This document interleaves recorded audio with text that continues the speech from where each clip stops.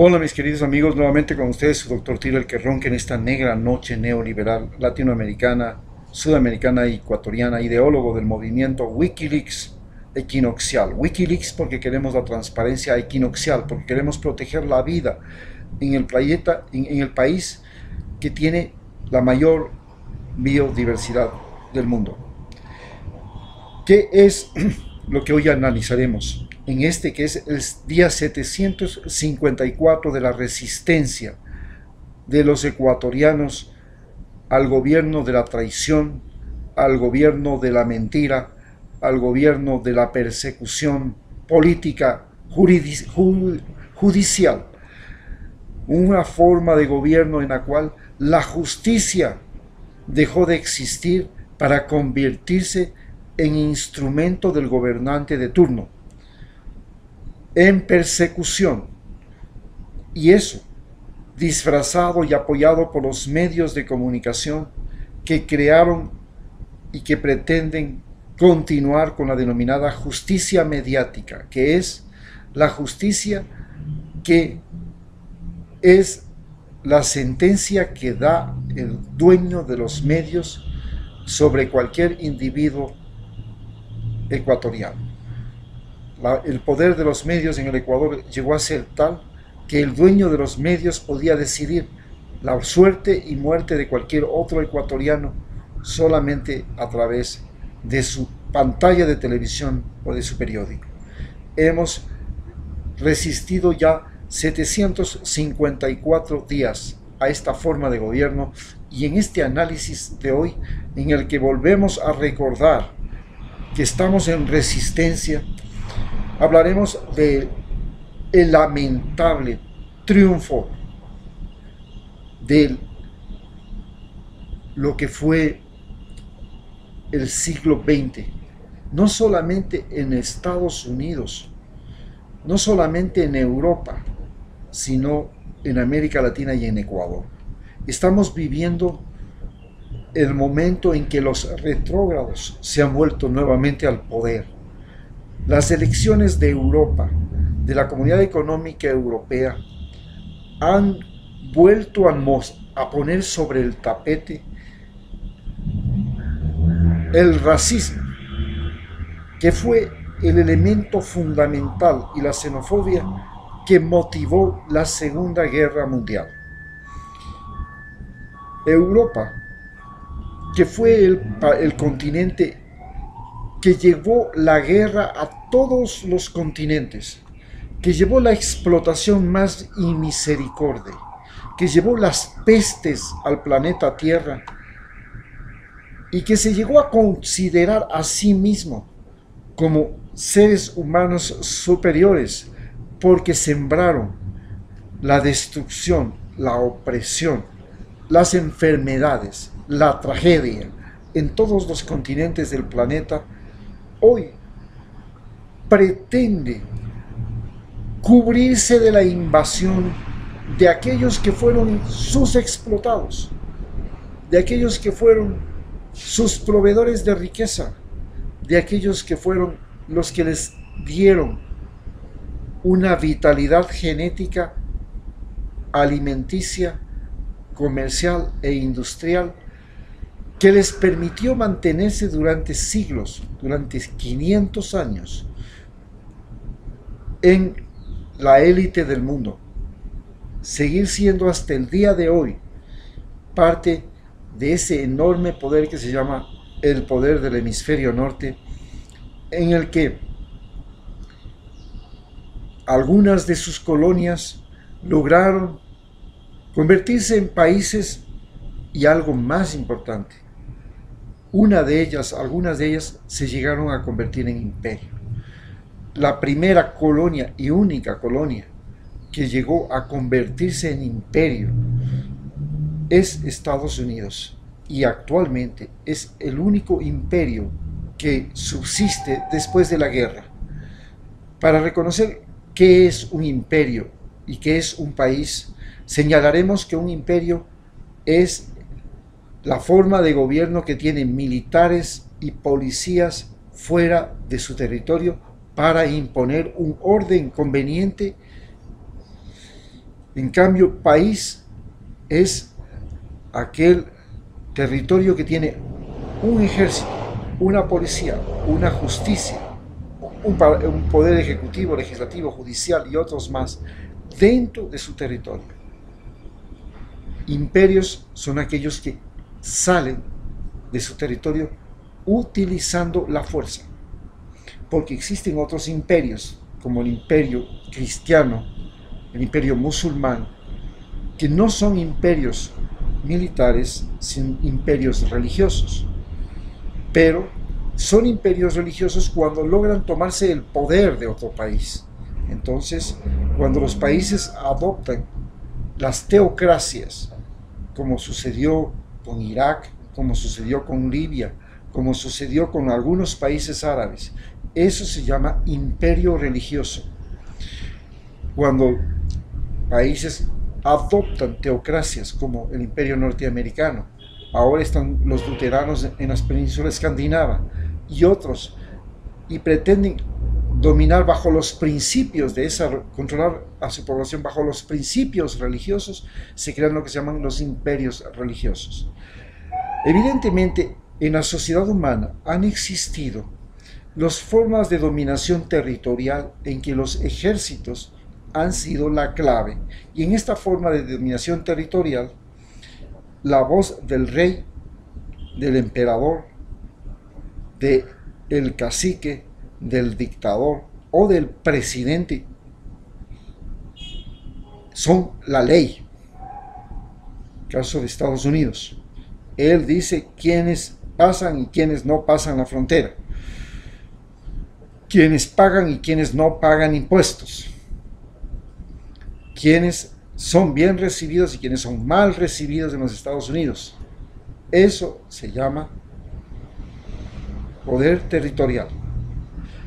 Al poder territorial en la historia de la humanidad le sucedió el poder moral de masas. En el poder moral de masas, las religiones, los sumos sacerdotes, fueron las que comenzaron a decidir la suerte y muerte de la gente. Y entonces surgieron teocracias. Las teocracias más conocidas fueron la teocracia del Imperio Español.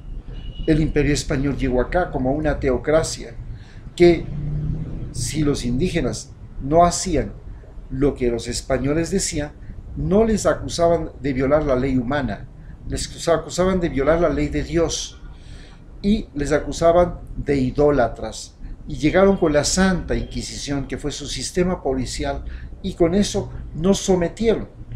Esto mismo se aplicó en África, y llegaron al punto en el siglo XIX de que se reunieron las grandes potencias y se repartieron el África como si se repartieran las cartas en un juego. Esto es historia de la humanidad. A este poder teocrático les llegó a superar lo que se llama el poder de los partidos políticos, que básicamente se fundamentaban en la creación de un orden en el que aparecía una constitución, una ley, un orden que no dependía ya ni de la voluntad de Dios ni de la voluntad del rey, sino que dependía de un grupo de consenso que eran los parlamentos, los congresos, las asambleas, y este nuevo sistema de dominación que existió y existe hasta ahora cambió a los individuos. Ya no se les llamaba súbditos del rey, se les llamaba ciudadanos. Ya no se les llamaba fieles creyentes, se les llamaba ciudadanos. ¿Por qué? Porque el poder de las ciudades fue el que dio el poder a los comerciantes y a los industriales, y ellos crearon un nuevo grupo humano llamado los trabajadores asalariados. Y este grupo de trabajadores asalariados, llamados también proletarios por Marx, se convirtieron en la gran mayoría de los seres humanos y en la aspiración de todos los seres humanos de esos países. Ya no querían ser pequeños terratenientes, ya no querían ser pequeños mineros, pequeños transportistas, querían ser empleados de grandes empresas, empleados de grandes gobiernos. Bien, A este sistema le ha seguido el sistema que estamos viviendo ahora, que es el sistema de dominación de la informática, del conocimiento, la sociedad del conocimiento, donde aparece un nuevo individuo, un individuo que se propaga y que crece de manera exponencial, el internauta. Y ese internauta ya no es ciudadano, ya no depende de una ciudad, de un país, porque los ciudadanos son los que tienen deberes y derechos que les otorga el gobierno de turno, el gobernante de turno. Hoy día les dicen sí, ustedes tienen visa, mañana les dicen no. Hoy día les dicen sí, hoy día les pagamos tanto por hora, mañana les dicen no. Es el gobernante de turno el que decide la suerte y muerte de los sujetos denominados ciudadanos. En cambio, las personas son individuos que tienen la capacidad de elegir por sí mismo en todo. Y pueden elegir qué comen, qué visten, cuántos hijos quieren, dónde quieren vivir, en qué país quieren vivir, qué quieren estudiar, a dónde quieren viajar. Todo, desde el color de las medias hasta el número de hijos y hasta el género que quieren tener, porque pueden elegir hasta ser hombres o ser mujeres, o no ser nada, ser asexuales, o ser polígamos, o ser monógamos. Eso es una elección que se presenta solamente a partir del siglo XXI, esta posibilidad de elegirlo en todo, y se multiplica cuando aparece la internet, y ahora todos somos internautas. Entonces aparece otro nuevo ser humano, y este es el movimiento de los seres humanos, movimiento internauta, el que estamos nosotros promocionando. Es el movimiento de los seres humanos que ya no son ciudadanos, ya no son súbditos, ya no son personas, son internautas con capacidad de elegir por sí mismo en todo. Y a este movimiento mundial se le opone en este momento un movimiento retrógrado que se ha logrado apropiar de grandes espacios de poder, se ha llegado a filtrar, entonces en la India surge un retrógrado que vuelve a pretender expulsar a los musulmanes de la India. En Myanmar surge otro retrógrado que pretende que los budistas también tienen que sacar a los musulmanes. Ahora los musulmanes son los parias del planeta, los perseguidos, los feos, los malos. Luego Estados Unidos también se suma a la lucha contra los musulmanes y hace una guerra en Irak, una guerra en Afganistán, una guerra en Libia, una guerra en Siria, y declara a los musulmanes no deseados. Pero también decide hacer lo mismo con los latinoamericanos, porque descubre que los latinoamericanos están invadiendo Estados Unidos y lo invaden para tener un nuevo recurso económico que es las remesas. Enviar platita a su familia.